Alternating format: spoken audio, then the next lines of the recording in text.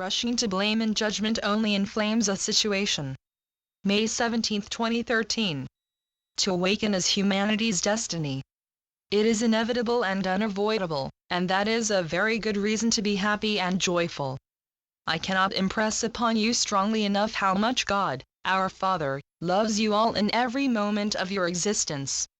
There is nothing that any of you has ever done, or could ever do, that would cause Him to withdraw His love from you, absolutely nothing. There are some among you who doubt this, but it is a doubt, a worry that you need to release. You are all God's beloved children, children whom He loves without reservation, always.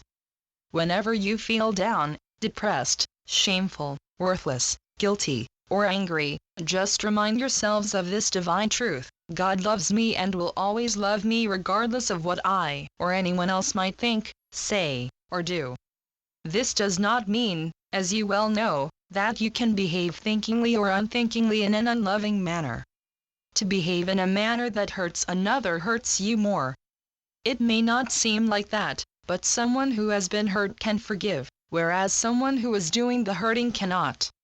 You cannot forgive anyone as long as you are inflicting pain on them, and that includes yourself, because to hurt another is to hurt yourself. To forgive, you have to stop inflicting pain, and to bear a grudge or carry resentment of any kind is to inflict pain on yourself, a pain that frequently drives you to project it outwards onto others, whom you then see as the cause of your misery or unhappiness. In the illusion, where there is so much pain and suffering, it seems that pain and suffering are imposed on some by others, often very vindictively, and in a sense this is correct. But those behaving so unconscionably are themselves crying out for love.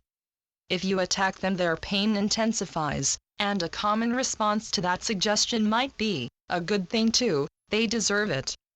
But attacking conflict with conflict only leads to further conflict. Those who could and would cause suffering can only be disarmed by love and forgiveness. And if their pain is intense, as is very likely, disarming them is a slow process that requires love and forgiveness in abundance. All of you who are presently on earth as way showers and light bearers have learned forgiveness and are here now to teach it.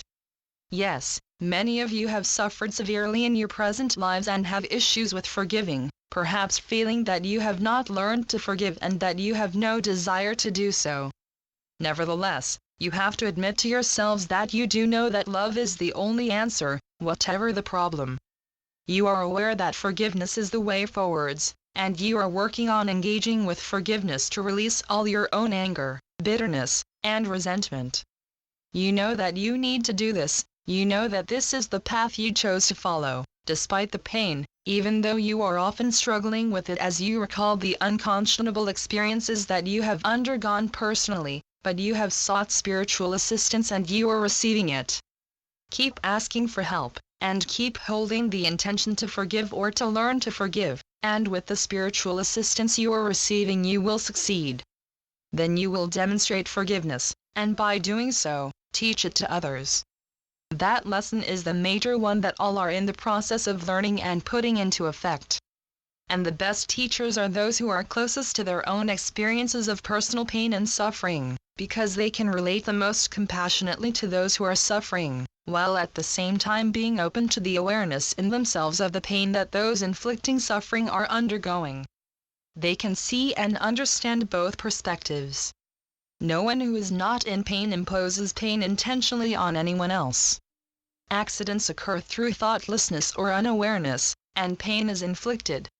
But those who cause those situations are filled with as much or sometimes more grief than those who got hurt. It could well be that a person's first lesson in forgiveness happens when they get involved in a situation where an accident occurs and they are given the opportunity to offer compassion and forgiveness to the one who caused the injury, as well as to those who were injured. Rushing to blame and judgment only inflames a situation that is already causing much pain to all involved. In your quiet times, your times that you set aside to be alone, dwell on forgiveness, remember instances when you were unexpectedly forgiven, and set the intention to be ready to forgive should something occur to upset, offend, or cause injury, physical or psychological, to you or to a loved one. Your awakening process involves opening to love and forgiveness, and an essential part of that process is to set the intention to do so every day. Remember that to forgive and to be forgiven brings acceptance and love in a most disarming fashion. Practice it, demonstrate it, and be the fine teachers that you truly are. Your loving brother, Jesus. Channeled by John Smallman. johnsmallman2.wordpress.com